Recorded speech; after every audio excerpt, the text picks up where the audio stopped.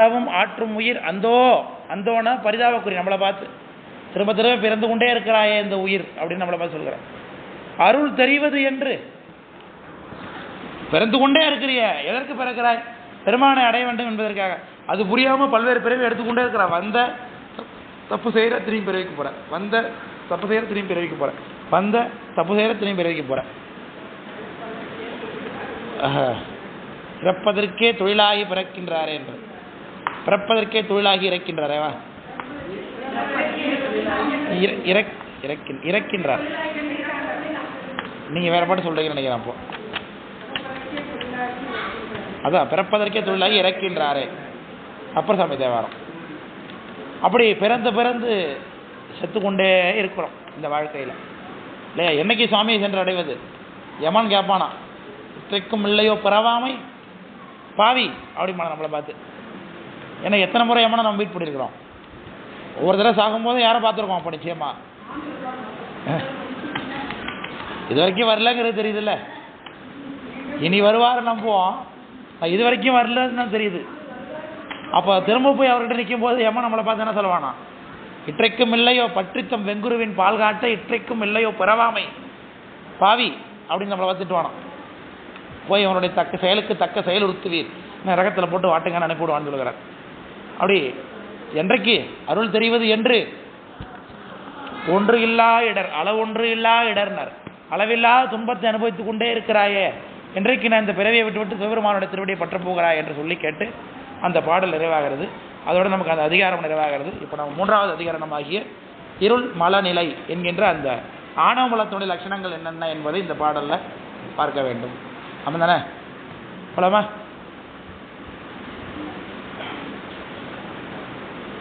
ஆணவ மலத்தை பற்றி பேசும் பொழுது மதங்கள் சமயங்கள் எல்லாமே உயிருக்கு அஞ்ஞானத்தை செய்வது, அஞ்ஞானம் இருக்குங்கிறத ஒத்துக்கிறாங்க. உயிர்களுக்கு அஞ்ஞானம் என்பது இருக்குங்கிறத ஒத்துக்கொள்ள, கடவுளை சென்று அடையாத அளவுக்கு தடுக்கக்கூடிய அஞ்ஞானம் என்று இருப்பதாக எடுத்துக்கொள்கிறார்கள். ஆனால் அந்த அஞ்ஞானம்ங்கிறது எது, அஞ்ஞானத்தை ஏற்படுத்துவது எது என்பதை பற்றி பேசும்போது அதில் பல டிஸ்கஷன்ஸ் வந்துடுது. மாயாவாதிகள் என்ன சொல்கிறாங்க, அவித்தை அஞ்ஞானம் என்பது உயிரிடத்தை தானாகவே உண்டாகிறது என்று சொல்வது மாயாவாதிகளுடைய கருத்து. சில பேர் என்ன சொல்கிறாங்க, மாயை தான் உயிருக்கு அஞ்ஞானத்தை ஏற்படுத்துது அப்படின்னு சொல்கிறாங்க. கண்மம் தான் உயிருக்கு அஞ்ஞானத்தை ஏற்படுத்துகிறது, வினை தான், அது ஒரு மலம் தானே. கண்மம் என்பது ஒரு மலம், மாயை என்பது ஒரு மலம்னு சொல்லியாச்சு. அப்போ அது ரெண்டும் உயிர்களுக்கு அஞ்ஞானத்தை ஏற்படுத்துகிறது, மற்றபடி ஆணவ மலம்னு ஒன்று இல்லவே இல்லை என்று சொல்லக்கூடியவர்கள் இருக்கிறார்கள். ஆனால் ஆணவ மலம்னு ஒன்று இருக்குது என்பதை சொல்லுவதும் ஸ்தாபிப்பதும் யார் தான்? நாம சைவ சித்தாந்திகள் மட்டும்தான், சுத்தாத்வைத சைவ சித்தாந்திகள் மட்டும்தான் என்ன பண்ணுறோம், ஆணவ மலம் என்று ஒன்று இருப்பதை முப்பொருள் உண்மையை ஒத்துக்கொள்கிறோம். விளக்கம் புரியுதுங்களா? அதனால் அந்த ஆணவ மலம் என்பது இல்லை என்று சொல்கிறார்களே, அது எப்படி ஒத்துக்கொள்வது என்று கேட்கிறது தான் இந்த பாடலுடைய கருத்து.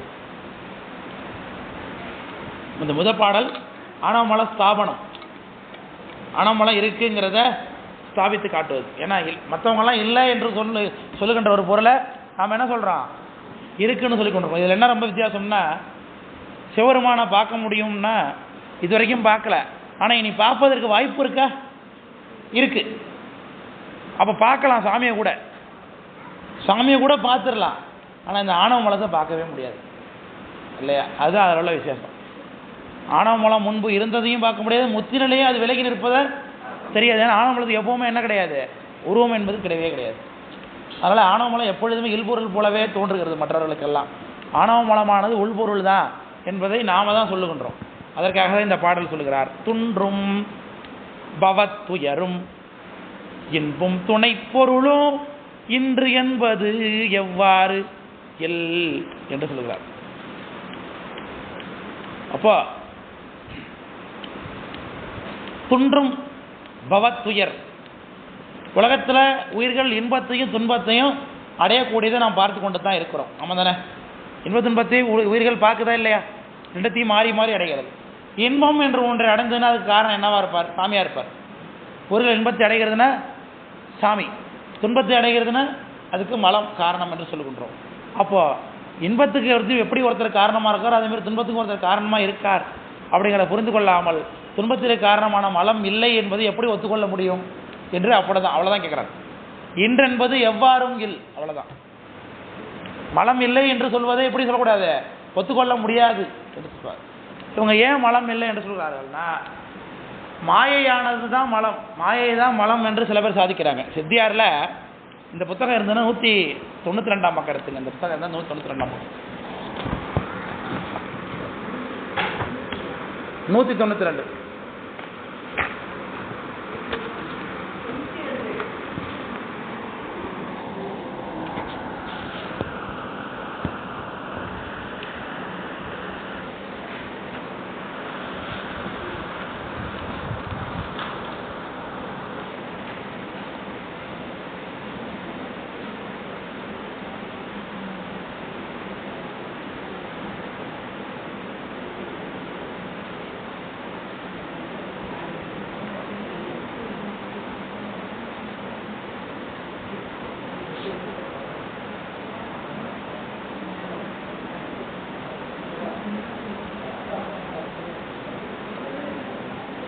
அதனால் 171வது பாட்டு இருக்காதுல,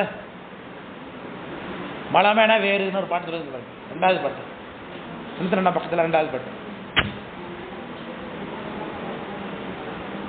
இருக்கா. என்ன சொல்றாங்க, மலம் என வேறு ஒன்று இல்லை, மாயா காரியம் அது என்னில். இப்போ நான் சொன்ன கருத்து, மலம்னு வேற ஒன்று கிடையாது, அது என்னவா, மாயா காரியம் தான் அப்படின்னு சொன்னா, நீ சொன்னீன்னா அதுக்கு என்ன கேட்குற பதில், இலகு உயிர்க்கு இச்சா ஞான கிரியைகள் எழுப்பும் மாயை. மாயை என்பது என்ன, நமக்கு என்ன மாயைங்கிறது, நாம என்னன்னு சொல்லுவோம், உலகமா, 36 தத்துவமா, வேற எப்படி சொல்லுவீங்க, உடம்பு மாயை தான். வேற மாயைன்னா அது எப்படி சொல்லுவோம், டக்குன்னு வாச ஒரு சைவ சித்தாந்திக்கு மாயை அப்படின்னா அது சொன்னோன்னு என்ன ஞாபகம் வரும், சொல்ல கூடாது. உலகத்துக்கு வெரி குட், வெரி குட். உலகத்திற்கு முதற் காரணம் மாயை இல்லையா. உலகம் எதுலேருந்து உண்டாகுது, நமக்கு மாயையிலேருந்து தான் உண்டாகிறது. ஆமா தானே, மாயையிலேருந்து சாமி படைச்சு கொடுக்குறாரு. அப்போ மாயையுடைய காரியத்தை உலகம் சொல்லலாமா, மாயைங்கிறது சூட்சும பொருள், அதிலிருந்து காரியமாகி வந்திருக்கிறது உலகம், இந்த உடம்பு இந்த உலகம் ரெண்டும். இதுதான் தனுக்கரண போன போகணும்னு சொல்கிறேன். 36 தத்துவம் என்று சொல்லுவோம். உயிருக்கு அறிவு திசையில் எப்போ தூண்டப்படுகிறது, வெரி குட், வெரி குட். கலை, வித்தை, அராகம், இந்த 3 தத்துவங்களும் எப்போ உயிருக்கு வருகிறதோ அப்போ அறிவு திசையில் தூண்டப்படுகிறது. இதெல்லாம் எங்கே படிச்சீங்க, தத்துவ அட்டவணையில இருக்கு, படிச்சிருக்கீங்க, ஞாபகம் இருக்கு உங்களுக்கு. சரி, ரைட். அப்போ மாயை கிடைச்சதுனால உயிருக்கு இப்போ என்ன கிடைச்சிருக்கு, அறிவு திசையில் கிடைச்சது. அது நல்லதா கெட்டதா, நல்லது தானே. மாயினால உயிருக்கு நன்மை விளைஞ்சிருக்கு, கெட்டது விளைஞ்சிருக்கா, அப்போ அப்படி அதனால குற்றம் அஞ்ஞானம் ஏற்படும் சொல்ல முடியும். ஏற்கனவே அஞ்ஞானத்தில் இருந்த ஒரு பொருளுக்கு உயிருக்கு கொஞ்சம் அறிவு விளக்க பண்ணியிருக்க ஒரு பொருளை போய் என்ன சொல்றாங்க இங்க, அறிவு ஆஃப் பண்ற பொருள் அப்படின்னு சொல்லிட்டு இருக்கான். அப்போ மாயை என்பது நம்மளை பொறுத்தளவுக்கு என்னதுதான், நம்மளை பொறுத்தவரை உண்மையாகவே இது என்னது, உயிருக்கு விளக்கத்தை செய்யக்கூடிய பொருள்.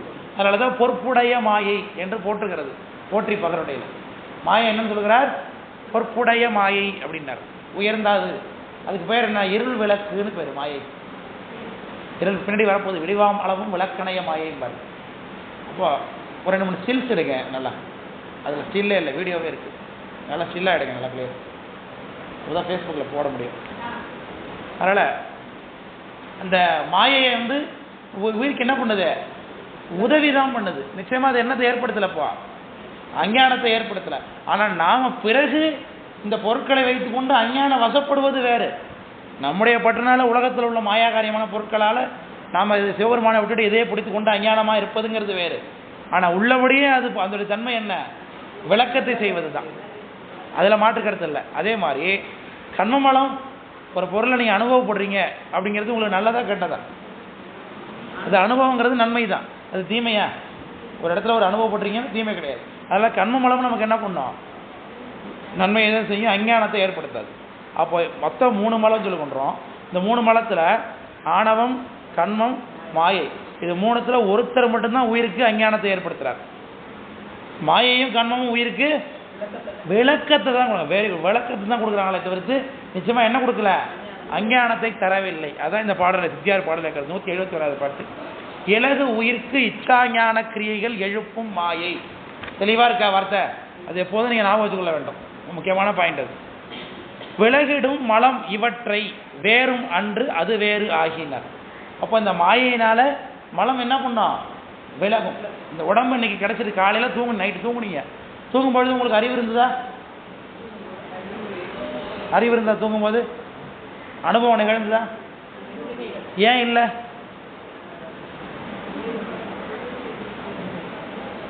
ஏன் இல்லை? உடல் இல்லையா? என்ன சொன்னீங்க? உறக்கத்தில் இருந்தோம். அது எப்ப என்ன ஏன் இல்லை? ஏன் அறிவு ஏன் போகுது? அப்ப என்ன இல்லை உயிர்த்த?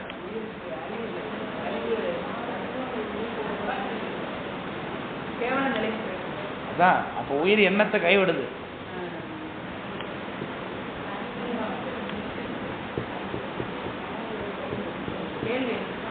நனவு நிலையில எத்தனை கருவிகள் இருக்கும் அப்படின்னா என்ன? 35 கருவிங்கிறதுங்க என்னங்க? தத்துவம் இல்லை, தத்துவம் 36, இங்க சொல்றது 35. 35 கருவிகள் அப்படின்னு சொல்லப்படுவது இங்க எது? 35 தத்துவம் என்று இங்க சொல்லப்படுவது எது? கண்மேந்திரியம் ஞானேந்திரியம் தான். Right, very good. அது இப்படிதான் இங்க என்னது? அப்படிதான் இங்க என்ன? உடம்பு. கண்மேந்திரியம் ஞானேந்திரியங்கிறது என்னதுதான்? உடம்பு தான். தூங்கும் போது உடம்பு நம்ம கையில இருக்கா, கண்ட்ரோல்ல இருக்கா? வெளியில பாக்குறவங்க வீட்டுல தூங்குறது கூட தான் தெரியும். ஆனா நமக்கு நம்ம உடம்பு கண்ட்ரோல்ல இருக்கா? அதனாலதான் அறிவு நிகழல. உயிருக்கு அறிவு நிகழணும்னா இங்க என்ன வேணும்? கண்டிப்பா உடம்பு கூட இருக்கணும். உடம்பு கூட இல்லாத பொழுது என்ன ஆகாது? நமக்கு அறிவு நிகழாது. ஆமா தானே? அது தெரியுதா இல்லையா? உங்களுக்கு புரியுதா இல்லையா? அவத்தை இலக்கணம் படிச்சிருக்கீங்களா? சொல்லி கொடுத்துருக்கோம்ல. 35 கருவிகளோடு கூடி நிலைக்கு தான் நனவுன்னு பேர். இப்போ இந்த உடம்பு நான் கையை இப்படி தட்டுறேன்னா இந்த கை என் கண்ட்ரோலில் இருக்கு. இப்போ நான் தூங்கி கொண்டு இருக்கும்போது இப்படி தட்டுறேன்னா தூங்கலன்றுவாங்க. ஏன் தட்டினா எப்படி தூங்க முடியும்? அப்போ தூங்கிட்டு இருக்கேன்னா இந்த கை என் கையில் வேலை செய்யலை, உடம்பு என் கையில் என் கண்ட்ரோலில் இல்லை. அது உயிர் இந்த கருவிகள்லாம் கழட்டி விட்டுட்டு கீழே உள்ளாளவு இறங்குது இல்லையா? அப்போ தூங்கும் ஆமாம் தொழில்பட ஆமாம். அப்போ உடம்பு இல்லாத பொழுது உயிருக்கு என்ன கிடையல? என்ன இல்லை? அறிவு நிகழலை. அப்போ உடம்பு இருந்தா அறிவு நிகழுது. அப்போ உடம்பு இருக்கும்போது ஆணவ மலத்திலிருந்து வெளில வந்திருக்கா இல்லையா? இப்போ உயிரப்போ இப்போ பொழுது இப்போ விழிச்சிருக்கோமே, முழுசாம்படியே இருட்டில் உட்காந்துருக்கோம், வெளிச்சம் தெரியுது, நல்லா சாமியை நினைக்கிறோமே. அப்போ இப்போ நம்ம இந்த அளவுக்கு நனவுநிலை இருப்பதுக்கு உதவி யார் பண்ணுறா? இந்த உடம்பு தான் பண்ணுது. இந்த உடம்பு என்பது மாயா காரியமான பொருள். இப்போ மாயை உயிருக்கு உதவி பண்ணது கொஞ்சம் மலத்திலேருந்து விலக்கி வைக்குது. திரும்பி நீங்கள் தூங்கும் பொழுது கருவிகளை விடுறீங்க, திரும்ப எங்கே போயிடுவீங்க? ஆணவ மலத்துக்குள்ளே போயிடுவீங்க. உயிரறிவு எங்கே போயிடுது? ஆணவ மலத்துக்குள்ளே போய்விடுது. அப்போ உடம்பு இருந்தால் தான் என்ன ஆகும்? உயிருக்கு அறிவு விளங்கி தோன்றும். உடம்பு என்பது மாயை என்பதனால மாயை உயிருக்கு என்னதான் பண்ணும்? உதவியைத்தான் செய்யும், விளக்கத்தை தான் செய்யும். Very good. அதான் விலகிடும் மலம் நடந்தது. விளங்குதா பாட்டு? எப்படி சொல்கிற கருத்துக்கு பொருத்தமாக பாட்டு இருக்கு பார்த்தீங்கன்னா எப்படி தெளிவா? விலகிடும் மலம். அப்போ மாயை இருக்கிறதுனால நமக்கு என்ன பண்ணும்? ஆணவ மலம் விலகும்.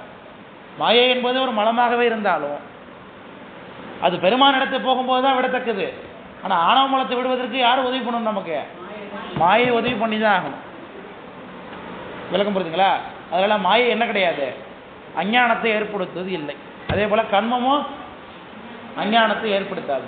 அவ்வளவுதான். அந்த புத்தகத்தை மூடிடலாம். அப்போ துன்றும் பவத்துயரும் இன்பும் துணைப்பொருளும் என்றென்பது. துணைப்பொருள்னா பவத்துயருக்கு ஒரு பொருள், இன்பத்தை செய்வதற்கு ஒரு பொருள் இல்லை என்பது எப்படி ஒத்துக்கொள்ள முடியும் என்கிற அவ்வளவுதான். துன்பத்தை செய்வது ஆணவ மலம், இன்பத்தை செய்வது சிவம். அவ்வளவுதான் அந்த பாட்டுடைய கருத்து. இல்லைங்க பாட்டு? அடுத்த பாட்டு போலாமா? இருள் ஆனது அன்றி இலது எவையும் ஏக பொருளாகி நிற்கும் பொருள். அப்போ இருள் என்ன பண்ணும்? இருளுக்கு தன்மை எதை இருளை சார்ந்து யார் நிற்கிறார்களோ அவர்களை இருட்டாகவே ஆக்கி வைக்கும். அப்போ இருள் மட்டும்தான் அங்கே தெரியும், மற்றதெல்லாம் தெரியவே தெரியாது. அப்போ ஆணவ மலத்தில் இருக்கக்கூடிய உயிருக்கு ஆணவம் மட்டும்தான் அங்கே மேலங்கி நிற்கும். உயிர் இருட்டு மட்டும்தான் மேலங்கி நிற்கும். ஞானம் என்பது இல்லவே இல்லை. அப்படி முழுக்க மறைத்திருக்கிறதுக்கு பேர் என்ன?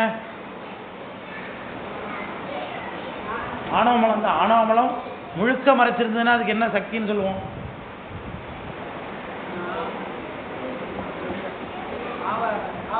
ஆவாரக சக்தி. Very good. ஆவாரகமா எல்லாவற்றையும் உயிரை மறைத்து வச்சிருக்கிறது. அப்போ எப்படி இருட்டு கேள்வி நம்ம பார்த்துருக்குறோம். இருட்டா இருந்ததுன்னா இருட்டாயிடும், வெளிச்சமா இருந்ததுன்னா எல்லாம் வெளிச்சமாயிடும். அப்போ இருட்டா இருக்கும் பொழுது இருட்டுக்கு என்ன தன்மை இருக்கு? எல்லாவற்றையும் மறைக்கக்கூடிய தன்மை இருட்டுக்கு இருக்கு. அதை சொல்ற அந்த பாட்டில். இருளானது அன்று இலது. உள்ளுக்குள்ள உயிர்னு ஒன்று இருந்தாலும் கூட இருள் சார்ந்து இருக்கிறதுனால உயிருக்கு தனிப்பொருளாக தெரிய போறதே கிடையாது. என்ன மட்டும் தான் இருக்கும் அங்க? இருளானது அன்று இலது எவையும் ஏக பொருளாகி நிற்கும் பொருள். எல்லாமே ஒரே பொருளாகி நிற்கும். என்ன பொருளாகி நிற்கும்? இருட்டாகவே ஆகி நிற்கும். ஆணவமலம் சார்ந்து இருக்கிறதுனால. அதான் அதோட தன்மை என்னப்பா? உயிருக்கு அஞ்ஞானத்தை விளைவிப்பது. அது ஒண்ணுதான் அதோடைய கருத்தை, வேற ஒண்ணுமே இல்லை. ஆணவமலத்துடைய விஷயமே என்னது? உயிருக்கு அறியாமையை செய்வது, உயிருக்கு இருக்கக்கூடிய குறையறிவையும் மறைக்கிறது. நம்மகிட்ட இருக்கிறதே கம்மி, அதையும் இவர் என்ன பண்றாரு? மறைக்கிறார். அதான் அடுத்த அற்புதமான பாட்டு. இந்த பாட்டை பத்தி ஏற்கனவே ஆணவமல இலக்கணம் நடத்தும் போது சொல்லி கொடுத்துருக்காங்க உங்களுக்கு இல்லையா? ஒரு பொருளும் காட்டாது இருள் உருவம் காட்டும், இரு பொருளும் காட்டாது இது என்று சொல்கிறார் இல்லையா? இந்த பாட்டு என்ன எடுத்திருக்கேன் இல்லையா? என்ன சொல்றார்? ரூமுக்குள்ள நீங்க நுழையிறீங்க, ஒரே இருட்டா இருக்குங்க. சாயந்தரம் 7 மணிக்கு வரீங்க. இன்னைக்கு இந்த பாட்டில் நான் மறந்துட்டு போயிட்டேன். ஃபோன் பண்ணி சொல்றேன், மலா மாட்டேன், அம்மா பாட்டில் வச்சுட்டு போயிட்டேன், போய் பாருங்கம்மா அப்படின்னா. 8 மணிக்கு திறந்து பார்க்குறாங்க. ரூமை திறந்து பார்த்தா ஒரே எப்படி இருக்கும்? இருட்டா இருக்கும். லைட்டை போட்டால் தானே வெளிச்சம் வரும். லைட்டை போடாதுக்கு முன்னாடி எப்படி இருக்கும்? ரூமே இருட்டா இருக்கும். ஐயா ஒரே இருட்டா இருக்குயா அப்படின்னு சொல்லுவாங்க என்கிட்ட. ஆனால் இருட்டா இருக்கிறது அப்போ உங்களுக்கு தெரியுது. ஆமா, இருள் உருவம் காட்டு, அதனுடைய உருவத்தை காமிக்கும். அது எல்லாவற்றையும் மறைத்து கொண்டு நின்றாலும் கூட நான் தான் மறைத்திருக்கேன்னு தன்னை காமிச்சுவார். அந்த அளவுக்கு ஒரு நல்லவர், பிரச்சனை இல்லாதவர். அதனால ஒரே இருட்டா இருக்கு, ஒன்றும் தெரியல அப்படின்னு அர்த்தம். இவர் தான் மறைச்சிருக்காரு, ஆனா இருள் தான் மறைச்சு, நான் தான் மறைச்சிருக்கேங்கிறத கவனிச்சிருவார். அந்த ஆணவமலா இருக்காரு, எல்லாவற்றையும் மறைத்தும் வச்சிருப்பாரு, அவரும் மறைந்து நிற்பார், தெரிய மாட்டார். அதான் இரு பொருளும் காட்டாது இது, எதையும் காமிக்காது, அது இருக்காங்கிறதையும் காமிக்காது. இல்ல, அது இது புறையிருள், இது அகையிருள். நீங்க சொல்வது அகையிருளை புரிந்து கொள்வதற்கு புறையிருளை ஓமானமா காட்டுறாங்க. புறையிருள் இதை விட கொஞ்சம் பெஸ்ட். ஏன்? அவர் நான் தான் இருக்கேங்கிறத காமிச்சிருவார். நகையிருள் அது இருக்கிறதையும் நமக்கு தெரியாது, புரிந்து கொள்ள முடியாது. ஆனாமலாங்கிறது ஒன்று நம்ம பார்க்கவே முடியலையே. எப்போ பத்த நிலையிலும் பார்க்க முடியல, சகல நிலையிலும் பார்க்க முடியல, முத்து நிலையிலும் பார்க்க முடியல. அவர் இருந்ததை எப்பொழுதுமே அவர் நமக்கு தரிசனமே ஆக மாட்டார் ஆனாமலம். ஆனால் அவர் இருந்து கொண்டு வேலை பண்ணி செய்து கொண்டே இருக்கிறார் இல்லையா? அதான் ஒரு பொருளும் காட்டாது இருள் உருவம் காட்டும், இரு பொருளும் காட்டாது. அடுத்த பாட்டு போலாமா?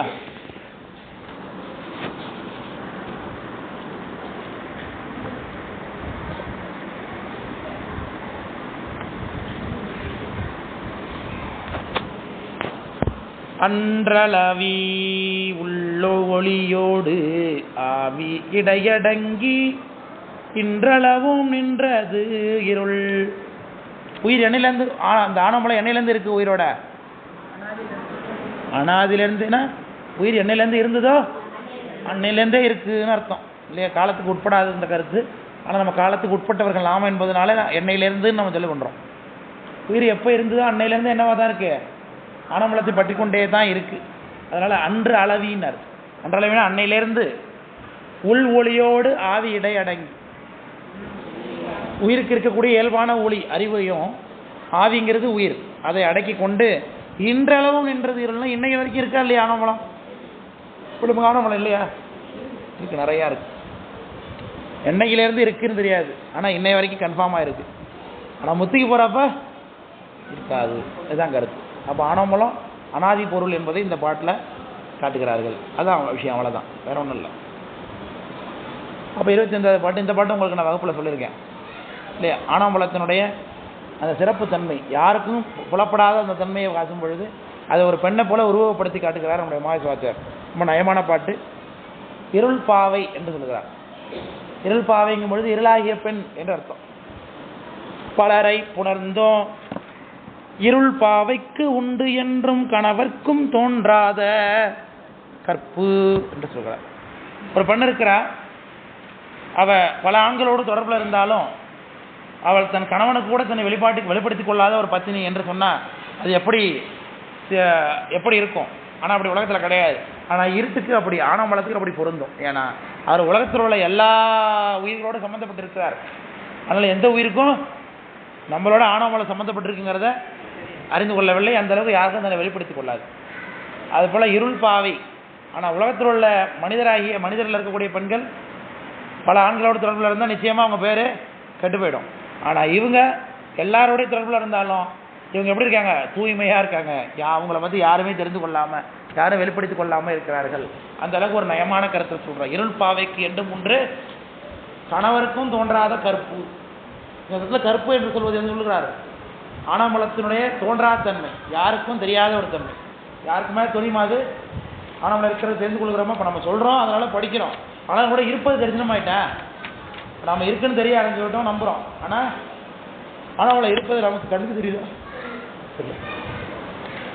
அவ்வளோதான் அந்த பாட்டோட கருத்து. புரிஞ்சுட்டா? விளங்குது இல்லையா? ஏன் சார் இவ்வளோ தூரம் பேசிக்கிட்டு? எதுக்கு பற்றின பாட்டு 25 பாட்டு 5 பாட்டு இவ்வளோதான் விடுங்க. ஒரே விஷயம், உயிருக்கு அறியாமல் யார் கொடுத்தா? ஆணவமலம் கொடுத்தது. அவ்வளோதான்ட்டார். இதான் அடுத்த பாட்டு. பன்மொழிகள் என் உணரும் பான்மை தெரியாத தன்மை இருளார் தந்தது. அவ்வளோதான். எதுக்கு இத்தனை பாட்டு? அதான் பன்மொழிகள் என். எதுக்கு இத்தனை பாட்டு? ஆணவமலத்தை பற்றி பேசுறதுக்கு எதுக்கு சார் 5 பாட்டு? தேவையில்லை. ஒன்றே ஒன்று, உயிருக்கு அறியாமை செய்தது எது? ஆணவமலம். அவ்வளோதான் பாட்டு, வேறு ஒன்றும் இல்லை.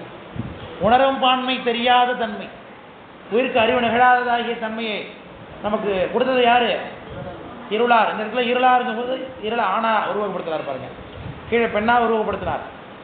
இருள் பாவையினார், இங்க இருளார் என்று சொல்கிறார். அப்போ இந்த இடத்துல ஆறுக்கு விதி போடுறார், ஆணுக்கு வந்து நிற்குது. மாமா வந்தார், அப்பா வந்தார் சொல்கிறோம் இல்லையா? இருளார் கருத்து. ஆணவமலம் தான் கொடுத்தார் உயிருக்கு அறிவு குறைந்திருக்கக்கூடிய தன்மையை.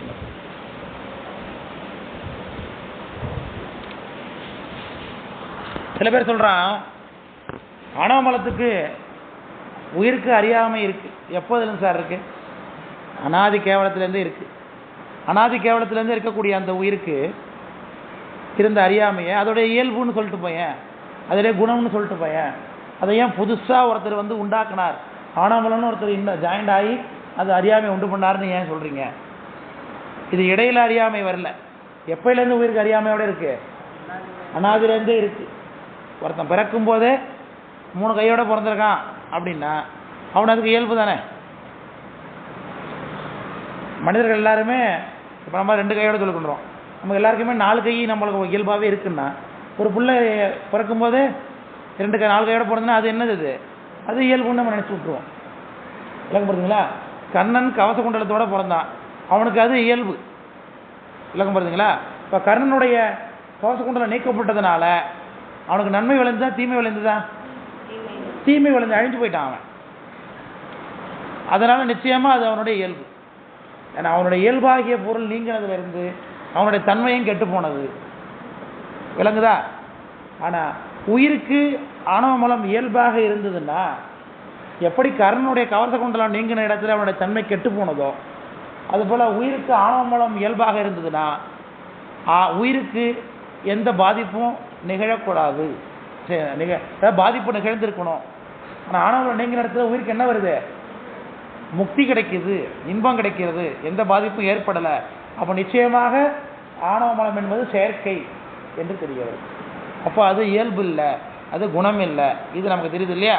தெரிந்த பாடலுடைய கருத்து. இருள் இன்றேல் துன்பு என் உயிர் இயல்பேல் போக்கும் பொருள் உண்டேல் ஒன்றாக போம் என்று சொல்கிறார். அப்போ இருள் இன்றேல் துன்பு என் அப்படின்னார். சில பேர் ஆணவமலம்னு ஒன்று இல்லவே இல்லைன்னு சொல்லுகின்றான். அவன்கிட்ட கேட்குறார், ஆணவமலம் இல்லைன்னா அப்போ ஏன் உயிர் துன்பத்தை அடைகிறது?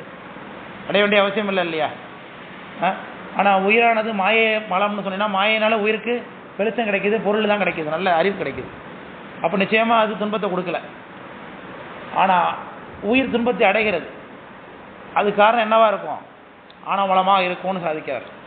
அது உயிர் இயல்பு அப்படின்னு நீ சொன்னீன்னா, உயிர் இயல்பேல் ஒருவேளை இயல்புன்னு நீ சொன்னீன்னா, போக்கும் பொருள் உண்டேல் ஒன்றாக போகும் என்று சொல்வார். ஆணவமலத்தை போக்குகிறார் இல்லையா சுவாமி? அப்போ போகும் பொழுது எப்படி கர்ணனுடைய கவச கண்டலம் போனப்போ கர்ணனும் மடிந்து போனானோ, அதே போல் உயிருக்கு இயல்பாக இருக்கக்கூடிய ஆணவமலம் நீங்கும் பொழுது உயிர் என்ன போயிடும்? நீங்கி இல்லாமலே போய்விடும். அப்போ உயிரே கெட்டு போயிடும் இல்லையா? அப்போ இயல்பு இல்லை. அப்போ ஆணவமலம் நீங்கினதுனால உயிர் நீங்கவில்லை. உயிர் என்ன ஆகுது? இன்னும் பிரகாசமாகிறது, ஒளிவுடைய பொருளாகிறது. அப்போ உயிருக்கு இயல்பு ஆணவமலம் இல்லை என்பது இதில் சாதிக்கிறார். விளக்கும்போது நான் சொல்கிறது இதை இப்போ சித்தியார் பாட்டு அதே 193ஆம் பக்கம் எடுங்க. அப்போ இதே மாதிரி கருத்துடைய சித்தியார் பாட்டு பாருங்கள். இந்த புக்கில் 193ஆம் பக்கம்.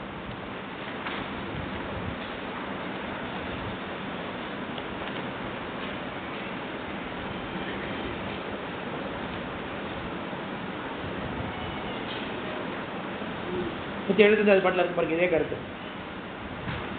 புருடன் தன் குணம் அவித்த எண்ணில் கடன் புருடன் ஆகும். புருடன் தன் கண்ணின் குற்றம் கண்ணின் தன் குணமோ கூறாய் அப்படிங்கிறார். அந்த 2 வரி தான் இங்கே நான் பார்க்க வேண்டியது. இப்போ புருடன் என்பது அர்த்தம் யாரு? உயிர். Very good. புருடன் என்பது உயிர். புருடன் தன் குணம் அவித்த எண்ணில். உயிருக்கு இயல்பு அவித்தைங்கிறது அஞ்ஞானம். உயிருக்கு இயல்பு அஞ்ஞானம்னு சொன்னீங்கன்னா, அஞ்ஞானம் உடையதாகி இந்த பொருள் என்ன ஆகிடும்? இதுக்கு அஞ்ஞானம் இருக்கா இல்லையா? எப்போ இது அஞ்ஞானம் இருக்கா இல்லையா? இருக்கு. இப்போ இதுக்கு அஞ்ஞானம் தானே. இது ஞானமா? அது ஞானம் உடையதா? அஞ்ஞானம் உடையது தான். அஞ்ஞானம் உடையது சடப்பொருள் இல்லையா? அது மேலே உயிர் என்னவாயிடும்? சடப்பொருள் ஆகிவிடும். இதுக்கு இயல்பு அஞ்ஞானம். இந்த சாக்பீஸுக்கு இயல்பு அஞ்ஞானம், டஸ்டருக்கு இயல்பு அஞ்ஞானம். இதெல்லாம் இப்போ என்னவா இருக்கு? சடப்பொருளாக இருக்குது. அதே போல் உயிருக்கு இயல்பு அஞ்ஞானமாக இருந்ததுன்னா உயிர் என்னவாயிடும்? சடப்பொருளாக இருக்கும். அதான் புருடன் தன் குணம் அவித்த எனில் சடம் புருடன் ஆகும். அப்போ இதையும் என்னன்னு சொல்லலாம்? உயிர் பொருள்னு சொல்லலாம். ஏன்னா அஞ்ஞானம் இயல்பாக இருக்கு. இந்த பாட்டிலுக்கு அஞ்ஞானம் இருக்கா சொன்னால் கேட்குமா? இனிமேலுக்கு பொன்னமராதி வரும்போது நீ தண்ணி கொண்டு வைத்துக்கொள் உனக்குள்ள அப்படின்னு சொன்னால் அது வச்சுக்குமா? கேட்காது இல்லையா?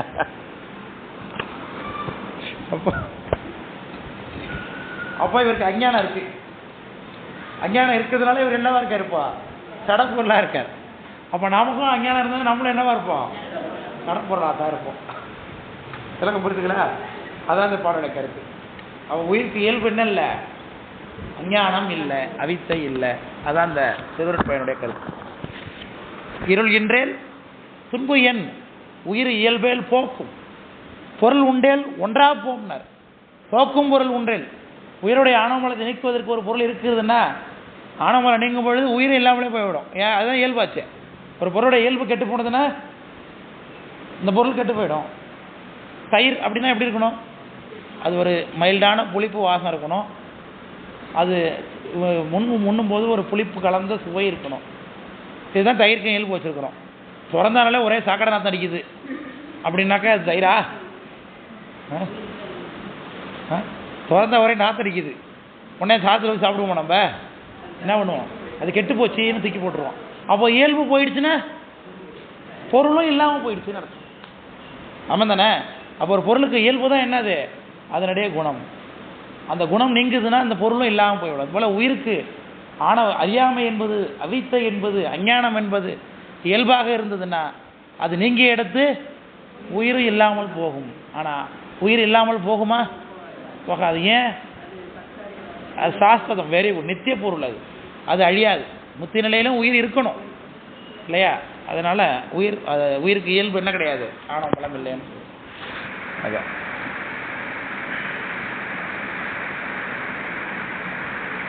அதனால் சில பேர் என்ன சொல்கிறாங்க, சரி அஞ்ஞானம் உயிருக்கு அஞ்ஞானம்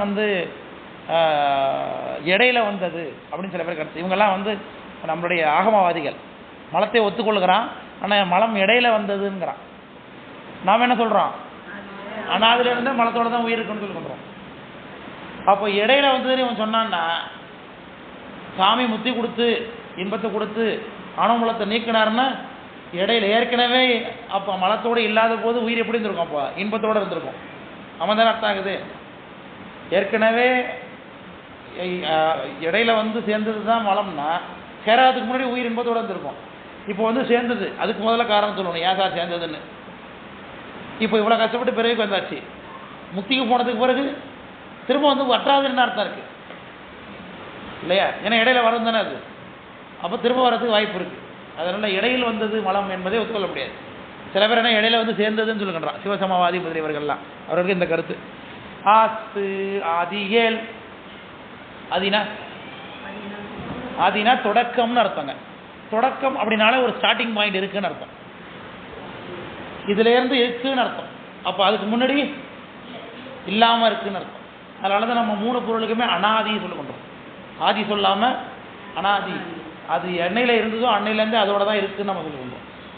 இடையில வந்ததுன்னு சொன்னாலே அதுக்கு முன்னாடி அது இல்லாமல் இருந்ததுன்னு ஆகிடும். முன்பு இல்லாத பொருள் இடையில எப்பொழுதுமே வந்து சேரவே சேராது. அதனால தான் சாமி உயிர்களுக்கு கண்மூலத்தையும் ஆணவ மூலத்தையும் கண்ம மூலத்தையும் மாயா மூலத்தையும் கூட்டுகிறாருன்னு சொல்லுகின்றோம். கூட்டும் பொழுது கூட அவர் வெளியிலேருந்து கூட்டிட முடியாது. ஏன்? உயிரோடு சம்பந்தம் இல்லாத ஒரு பொருளை நம்ம சாமி கூட என்ன பண்ண முடியாது, சம்மந்தப்படுத்த முடியாது. அதனால தான் 3 மலமும் எப்படி இருக்கு, டீஃபால்ட்டாக உயிர் கூடவே அனாதியாகவே இருக்குது. இதில் ஒருத்தர் மட்டும்தான் என்ன பண்ணுறாரு, 3 பொருளுமே 3 மலமே உயிரோட சம்மந்தப்பட்டு தான் இருக்குது. ஆனால் ஒருத்தர் மட்டும்தான் உயிருக்கு பாதிப்பை ஏற்படுத்தியிருக்கார், ஆணவ மலம் மட்டும்தான். மீது 2 பேரும் நல்லவங்க. யார் யார்? ஆனால் அவங்க ஒன்றுமே செய்யலை நமக்கு. அவங்கள நல்லவங்களை வேலை செய்ய வைக்கிறதுக்கு தான் யார் வரா? வெரி குட், சாமி வரா. ஆணவ மலத்தில் நீங்குவதை நீக்கி வைப்பதற்காக ஏற்கனவே நம்ம கூடவே இருக்கக்கூடிய மலத்தை சேர்த்து வைக்கிறது. அதே 193 மக்கள் எடுங்க சித்தியாரில். என்னம்மா? ஆமாம், அதான் உதவி பண்ணுது, அதான் உதவி பண்ணுற பொருள். இந்த 193 பக்கத்தில் அதே பாடலை பாருங்க, அடுத்த பாடல்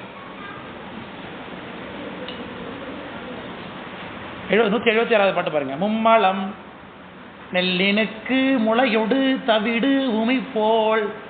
இது வரைக்கும் நம்ம நெல்லுக்கு உமி போல்னு தான் படிச்சிருப்போம் இல்லையா? 3 மலமும் என்னென்னு சொல்லுறாரு பாருங்க. நெல்லுக்கு முளையோடு தவிடு உமி. தவிடு என்பது மேலே உள்ள உரை, உமிங்கிறது உள்ளே இருக்கிற உரை, முளை என்பது அதில் இருக்கக்கூடிய உயிர் முளைச்சி வரதுக்கான தன்மை. இந்த 3ம் ஒன்னோட ஒன்று பொருத்தி பார்க்கறதுக்கு. உமி என்பது ஆணவ மலம், தவிடு என்பது மாயாமலம், முளை என்பது கண்மமலம். ஏன் முளையை கண்மமலத்தில் வச்சாங்க? முளையை ஏன் கண்மமலத்தில் சொல்கிறாங்க? வெரி குட், அது முளைக்கும், அடுத்த பிறவிக்கு காரணமாக நிற்கிது. யார்? கண்மம். அதே போல் இந்த முளை தான் என்ன பண்ணோம், நெல்லில் அடுத்த நெல்லை உண்டு பண்ணோம். அதனால் முளை அதுக்கு ஓமை. தவிடு மறைச்சிருக்கு நெல்லையே இல்லையா? மேலே உள்ள உரை, அந்த மேலே உள்ள உரை தவிடு, அது மாயை மறைச்சிருக்கு. உமி உள்ளுள்ள ஒரு லேயர் இருக்குது, மெல்லிஸ்தான ஒரு லேயர். அந்த லேயர் தான் என்னது? ஆணவ மலம். அது இருக்கா இல்லையாங்கிறத கண்டுபிடிக்க முடியாது. நெல் அரிசி போல தோலை உரிச்சினாலே என்னதான் அது? அரிசி தான். ஆனாலும் உமிங்கிறது சின்ன உமின்னா தெரியும் இல்லையா? சின்னதாக ரொம்ப சின்னதாக இருக்கும், அரிசியிலேருந்து உடைச்சது போல தெரியும் அதை பார்த்தா. ஆனால் நெல்லுடைய மேலே உள்ள இன்னொரு லேயர் அது, அதுதான் உமி என்று சொல்கிறோம் நம்ம. அப்போது ஒரு உயிரோட 3 மலமுமே சம்மந்தப்பட்டு தான் இருக்குது. சாமி ஆணவத்தையும் கர்மத்தையும் மாயையும் கூட்டுருக்கிறாருன்னொடனே அது என்னமோ உயிர் சம்மந்தம் இல்லாத ஒரு 2 பொருள் அதை எடுத்து சாமியோட உயிரோட சேர்க்கிறாருன்னு அர்த்தமே கிடையாது. உயிரோட டீஃபால்ட்டாக இருக்கக்கூடியதான் 3 பொருளுமே. அதில் ஒருத்தர் மட்டும் உயிருக்கு பாதிப்பை ஏற்படுத்தி கொண்டிருக்கிறார். அவருக்கு விடுதலை கொடுத்து அனுப்புறதுக்கு நல்லவங்களாகிய 2 பொருள் கூட இருக்கிற பொருளை சாமி வேலை செய்ய வைக்கிறார். இதுதான் கான்செப்ட். அதான் இந்த பாடலுடைய கருத்து. மும்மலம் நெல்லினுக்கு முளையோடு தவிடு உமி போல். இந்த நான் இப்போ சொல்லக்கூடிய பாடலாம் நீங்கள் எழுதணும், எடுத்து உங்கள் நூல்களில். நீங்கள் புத்தகமே நீங்கள் பார்த்துட்ருக்கீங்க இல்லையா? புத்தகம் பார்த்து நடிக்கிறதுனால அதனால் நீங்கள் என்ன பண்ணுங்கள், வீட்டில் போயிட்டு இந்த 1 மாதம் உங்களுக்கு டைம் இருக்குது. அதனால் இன்றைக்கி நான் பார்த்த முதல் பாட்டில் எழுதணும். இந்த பாடலில் நான் என்னென்னலாம் உங்களுக்கு சொல்லிக் கொடுத்தேன், அந்த கருத்து நான் என்னென்ன பாட்டெலாம் உங்களுக்கு சொல்லிக் கொடுத்தேன், அதெல்லாம் நீங்கள் எழுதிக்கணும். நீங்கள் எல்லாம் புத்தகத்தை பார்த்து கருத்து கொடுத்துக்கிட்டு ஆமாம் மலம் உமி தவிடு நெல் அப்படின்னு எழுதி வச்சுட்டிங்கன்னா அவ்வளோதான். போன உமையை ஊதி விட்டு போகிற மாதிரி ஊதிட்டு போயிடுவீங்க. அடுத்த மாதம் திறந்து பார்த்தா என்னென்னா உமி நெல்லாம் எழுதி வச்சிருக்கோம், ரைஸ் மில் வர மாதிரி இருக்குது அப்படின்னு நினச்சிட்டு உட்காந்துட வேண்டியதுதான். அதனால் வீட்டுக்கு போய் ஒரு நோட்டை போட்டு ஒரு பாடலையும் எழுதி இந்த ஆடியோவை திரும்ப கேட்டு உட்காந்து ஆடியோ முதல்ல போடுங்க சார் சிங்க அப்படிங்க. அதானே ஆடியோ போடுங்க ஆடியோ போடுங்க ஆடியோ போடுங்க எத்தனை காலம் இந்த மாதம்.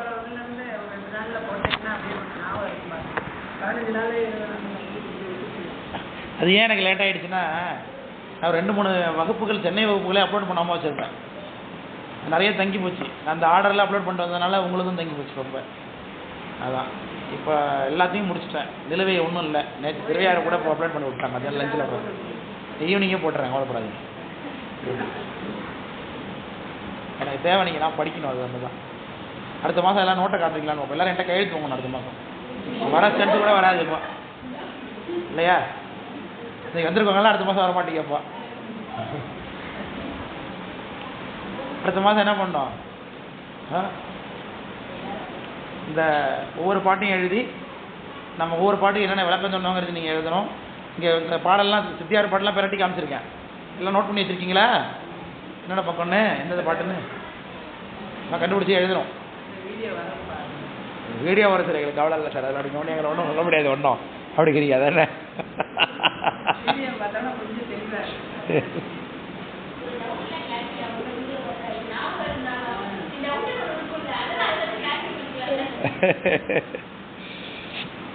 அதனால உம்மலம் நெல்லினுக்கு முளையோடு தவிடு உமை போல மம்மர் செய்து அணுவின் உண்மை வடிவினை மறைத்து நின்று பொய்மை செய் போக பந்த போத்திருவங்கள் பண்ணும் இம்மலம் மூன்றினோடும் இருமலம் இசைப்பன் இன்னும் என்று சொல்கிறார். விளக்கம் புரியுதுங்களா? இம்மலம் மூன்றினோடு இருமலம் இசைப்பன் இன்னுங்கிறார். இந்த 3 மலம் இல்லாமல் இன்னும் 2 மலம் வருது. அது என்னென்ன? மும்மலம் இங்கே என்னென்ன?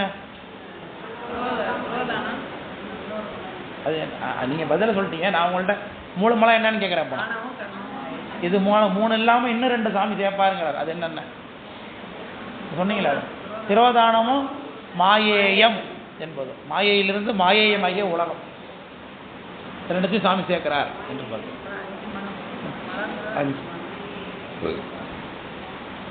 அதான் அந்த பாட்டு முடியலாம். அப்போ ஆசு ஆதியேல், ஆசுங்கிறது குற்றம். இந்த இடத்துல ஆணவத்தை குறிக்குது. ஆசு ஆதியேல் அனைவ காரணம் என். ஆதினா தொடக்கத்தில் ஒரு நாள் வந்துச்சுன்னா அது வந்து சேர்ந்ததுக்கான காரணம் என்ன அப்படின்னு பதில் சொல்லணும் இல்லையா? ஆமாம் தானேங்க. முதல்ல ஆணவ மலம் ஒரு நாள்லேருந்து தான் இருந்துச்சு. இடையில வந்து சேர்ந்ததுன்னா இடையில வந்து சேர்றதுக்கான காரணத்தை சொல்லணும்ல. அதான் அனைவ காரணம் என் என்று கேட்கிறார். முத்தி நிலை பேசாதுகவும் பிணி என்ன, முத்தியே சம்பவிக்காது. ஏன்?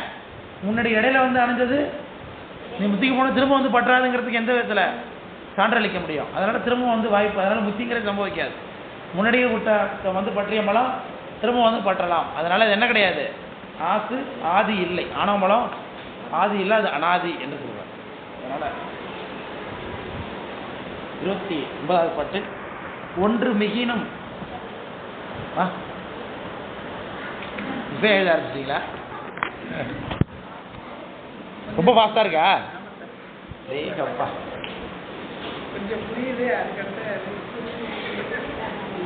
நீங்களாம் தலையில வேக வேகமாக ஆட்டணும்னு ஆகா புரியுது புரியுது புரியுது புரியுது. நானும்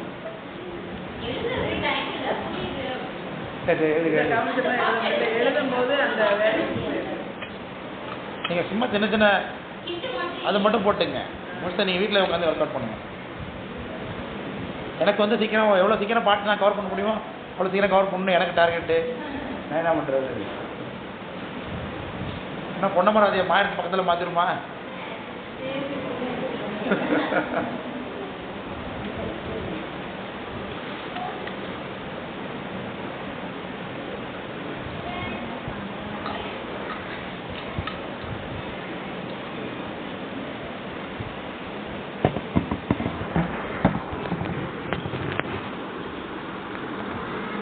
அதுக்குள்ள 1 மணி நேரம் ஆகிப்போச்சு போல் இருக்கு. எத்தனை மணிக்கு ஆரம்பித்தோம்? 1 மணி நேரம் தாண்டிட்டா? சரி, இன்னும் 2 பாட்டு பிடிச்சிட்டு பிரேக் விட்டுருவோம். டீ உண்டா? வந்துட்டா கேளுங்க, வருதான்னு பாருங்க.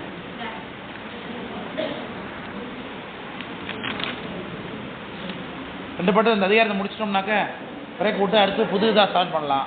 அடுத்து அருளது நிலைய அடுத்த அமர்வில் ஸ்டார்ட் பண்ணலாம். அதுக்காக தான் கேட்குறேன். 29வது பாட்டு. ஒன்று மிகினும் ஒளி கவராதே உள்ளம் என்றும் அகலாது இருள். இப்போ ஆணவமலை நீங்குவதற்கு நமக்கு உதவி பண்றது என்னென்ன? மாயையும் கண்ணும். அது ரெண்டும் என்ன பொருள்? ஒளிப்பொருள் தான். வெரி சரியான வார்த்தை, ஒளிப்பொருள். உயிருக்கு அந்த ஒளியை ஈர்க்கக்கூடிய தன்மை இருக்கணும். முதல்ல அந்த கண்மத்தையும் மாயையும் சாமி பொறுத்தினாலும் உயிர் வந்து பொருந்தி கொள்ளணும்னா என்ன ஆகாது? வேலை நடக்காது இங்க இல்லையா? இந்த சாக்பீஸ்க்கு நான் கண்மத்தையும் மாயையும் கூட்டுக்கிறேன், என்ன கூட்ட முடியுமா? கூட்ட முடியாது. யார் கூட்டலாம்? உயிருக்கு தான் கூட்டலாம். அப்போ உயிர் என்ன பண்ணணும்? ஒளிப்பொருள்களை ஏற்பதற்கு தயாராக இருக்க வேண்டும். இது மலமாகவே இருந்தாலும். அதனால ஆணவ மலம் இருக்கு என்று சொல்லிக்கொண்டே இருந்தால் முடிஞ்சிச்சா? அது மிகுந்து இருக்குன்னாலும் ஒளி கவராதில் ஒருவேளை ஒளியாகிய மாயையும் கண்மமும் சேர்த்துக்கலன்னா உள்ளம் என்றும் அகலாது இருள், என்னைக்குமே அகலாதுன்னாரு. அப்போ ஆணவங்களை நீங்குவதற்கு யாரும் உதவி பண்றாரு? அந்த ஒளிப்பொருளாகிய மாயையும் கண்மமும் என்று சொல்லுகிறார். இப்போ நமக்கு இது வரைக்கும் ஆணவ மலத்தை பற்றி 8 பாட்டில் பேசினார். இந்த 9வது பாட்டில் யாரை பற்றி பேசுகிறாரு? மாயை கண்மத்தை பற்றி பேசுகிறார். ஒளிப்பொருள்னு பொதுவாக சொல்லிட்டார், அவ்வளோதான். மாயை கண்மம்லாம் எடுத்து தனித்தனியாக பேசல. ஏன்? சாஸ்திரம் ரொம்ப பேசிக் லெவல் சாஸ்திரம். ரொம்ப விரிவாக சொல்லிக்கிட்டே இருந்தோம்னா பாட்டு அதிகமாக போயிடும், நம்ம ரொம்ப பிரம்மாண்டத்தை அடைஞ்சிடுவோம், பிரமிப்பு அடைஞ்சிடுவோம். இப்போவே நான் உங்களுக்கு சித்தியாரெலாம் கொண்டு தர காமிக்கிறேங்க. நான் இப்போ சித்தியார் பரட்டி காமிக்கிறோம். புரியல? உண்மைதான் அப்படியே கொண்டு போக வேண்டியதா உள்ள.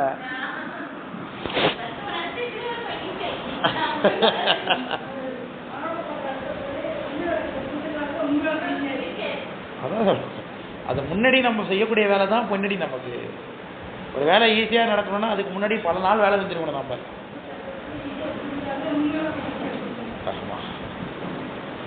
நம்ம திருவற்பயன்லாம் உங்களுக்கு ரொம்ப அதிகமாக சொற்பொழிவு பண்ணுறவங்களுக்கெல்லாம் ரொம்ப எளிதாக உதாரணம் காட்டக்கூடிய பாடல்களாக அதில் இருக்கும். எவ்வளோ உங்களுக்கு தெரிஞ்ச கருத்து, அதுக்கு ஒரு உதாரணத்துக்கு இந்த திருவற்பயன் சின்ன திருக்குறள் தான், டக்குன்னு தெரிஞ்சு போயிடும்.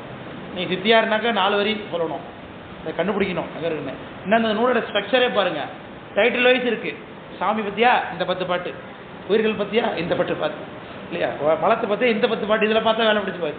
நீங்கள் ஒரு சித்தியார் பரட்டிகளை அது உயிரை பற்றி எங்கே இருக்குன்னு கண்டுபிடிக்கிறதுக்கே நமக்கு பெரிய ஞானம் வேணும். அந்த நூலுடைய அடைவை புரிஞ்சுக்கிறதுக்கே நமக்கு பெரிய ஞானம் வேணும். ஆனால் இங்கே சாமி என்ன பண்ணியிருக்காரு? ரொம்ப தெளிவாக 10 பாட்டாக அடைவு பண்ணி கொடுத்துருக்காரு, ரொம்ப தெளிவாக. விளங்குதா சொல்கிறது? அதனால் ஒன்று முக்கியம் ஒளி கவராதே உள்ளம். உள்ளம் என்பது இங்கே எது? உள்ளம் என்று இங்கே சொல்லப்படுவது யாரை சொல்கிறார்? உயிரை தான் சொல்கிறார், இல்லையா? உள்ளம் மிகினும் உள்ளம் என்றும் அகலாது இருள். எப்போதும் என்ன பண்ணாது? இருள் அகலாது. அப்போ அந்த ஒளிப்பொருட்கள் தான் இருள் அகல்வதற்கு காரணமாக இருக்காங்க, உதவி பண்ணுறாங்க. Very good, right. இப்போ 30வது பாட்டு தெளிவாக சொல்கிறார் மாயை பற்றி. ரொம்ப அற்புதமான விஷயம். விடிவாம் அளவும் விளக்கணைய மாயை வடிவாதி கண்மத்து வந்து. அப்போ ஆணவமலத்துடைய ஜோடி தானே அவங்கெல்லாம், 2 ஜோடி ஆணவமலத்துக்கு. யார் யார்? கண்மமும் மாயையும். அதில் ஒரு வரியில் மாயை சொன்னார், ஒரு வரியில் கண்மத்து சொன்னார், அவ்வளோதான். மாயை என்பது என்னவா? விடிவாம் அளவும் விளக்குன்னார். விடிகிற வரைக்கும் வைத்திருக்கூடிய விளக்கு அப்படின்னு என்ன அர்த்தம்? சூரியன் வந்ததுக்கு பிறகு அவங்க 2 பேரும் தேவையா? அவங்க வேறு அந்த விளக்கு தேவையா? தேவையில்லை. அப்போ சூரியன் வந்ததுக்கு பிறகு அந்த விளக்கு வச்சுருந்தோன்னா நம்மளை என்னன்னு சொல்லிடுவாங்க? கொஞ்சம் ஏதோ ஃபால்ட்டாக இருக்கு போல் இருக்கு இதுக்கு அப்படின்ட்டுருவாங்க. பொழுது விடிகிற வரைக்கும் அவர் உதவி பண்ணுவார், இல்லையா? அதனால் மாயைக்கு பேர் என்ன? இருள் விளக்கு என்று பெயர். அது உதவி தான் பண்ணுது நமக்கு. ஆணவ மலத்தினால கண்ணே தெரியாமல் கிடக்கக்கூடிய உயிருக்கு இந்த உடம்பு கிடைச்சோடனே முதல்ல ஒரு பிரஜை கிடைக்கிது, அறிவித்த செயல் கிடைக்கிது, கண்மம் செய்ய ஆரம்பிக்குது, அதனால் அனுபவப்படுகிறது. இந்த அனுபவத்தினால இருவினைப்பு ஏற்படுகிறது, இருவினைப்புனால சத்தினிபாதம் ஏற்படுகிறது, சத்தினிபாதத்தினால மலபரிபாகம் ஏற்படுகிறது, அதனால் முக்தி சம்பவிக்கிறது, இல்லையா? அப்போ முக்திக்கு காரணமாக இந்த ஃபர்ஸ்ட் ரூட்டில் யார் இருக்கா? மாயை தான் நிற்கிறாங்க. நம்மளை ஃபஸ்ட்டு கொண்டு போய் விடுறது யார்? மாயை தான். 1வது மாரி அது. ஆனால் 1வது படத்தை வச்சுக்கிட்டு MBBS முடிச்சிட முடியுமா? இவங்களையும் ஒரு கட்டத்தில் என்ன பண்ணி ஆகணும், விட்டு தான் ஆகணும். நான் ஒரு ஏணியில் ஏறி மேலே போகிறேன், இந்த மரத்தில் ஏறுறதுக்கு இந்த ஏணி தான் எனக்கு உதவி பண்ணுது, அதனால் இந்த ஏணியும் நான் கூப்பிட்டு தான் வருவேன்னு யாரும் சொல்லுவாங்களா உலகத்தில்? ஏணியை விட்டுட்டு பாட்டு போட்டு போயிடுவாங்க. அதேபோல் பெருமானை அடைவதற்கு இந்த மாயை ஒரு விதத்தில் உதவி பண்ணுகிறது. ஆனாலும் மாயை என்னது தான், விடத்தக்க பொருள் தான். பொழுது விடிஞ்சிட்டா எப்படி லைட் ஆஃப் பண்ணுறோமோ விளக்க அமைக்கிறோமோ அதே போல் இந்த மாயையும் சாமிக்கு முன்னாடி விட்டுற வேண்டியது இல்லையா? இது இல் பொருள், அது பொய் பொருள். இது கொடுக்கக்கூடிய இன்பம் என்பது கொஞ்சம்தான். நைட்டு வீட்டில் விளக்கு கொளுத்தி வச்சிங்கன்னா எவ்வளோ தூரம் உங்களுக்கு அறிவு கிடைக்கும்? எவ்வளோ தூரம் வெளிச்சம் தெரியும் உங்களுக்கு? அது எவ்வளோ தூரம் தெரியுமோ அவ்வளோ தூரம் தெரியும். அதுமாரி இந்த உடம்பு எவ்வளோ தூரம் இருக்குது அந்தளவுக்கு மட்டும் அறிவு நிகழும். நான் சிவருமானாகி பேரொழிய புரிய இந்த பிரபஞ்சம் முழுக்க நடக்குது அத்தையும் உங்களுக்கு தெரியும், வியாபக அறிவு சம்பவிக்கும். விளங்குதா? அதான் சொல்கிறார். அப்போ வெடிவாம் அளவும் விளக்கு அணைய மாயை வடிவாதி கண்மத்து வந்துனார். வடிவாதி வடிவம்னா என்ன? உருவம். பிறகுக்கு உருவம் கிடைக்கிறது எதனால? கண்மத்தினால. நல்ல அழகான உருவமா, அழகில்லாத உருவமா, கைகால் இல்லாத உருவமா, கைகால் ஒன்று 5 கை உள்ள உருவமா, தேவரா, நரக இது அசுரனா, திருமாலா, பிரம்மாவா, இதெல்லாம் எதை பொறுத்து? அவரவர் கண்மத்தை பொறுத்து. அதனால வடிவாதி கண்மத்து அந்தந்த கண்மத்தை பொறுத்து தான் அது நிகழ்கிறது என்று கண்மலத்தை சொல்லி அதை நிறைவு செய்கிறது. டீ வந்துச்சா? 5 நிமிஷமா? சரி, ஒரு இடைவேளை எடுத்துப்போம், தேநீர் குடிச்சிட்டு தொடங்குவோம்.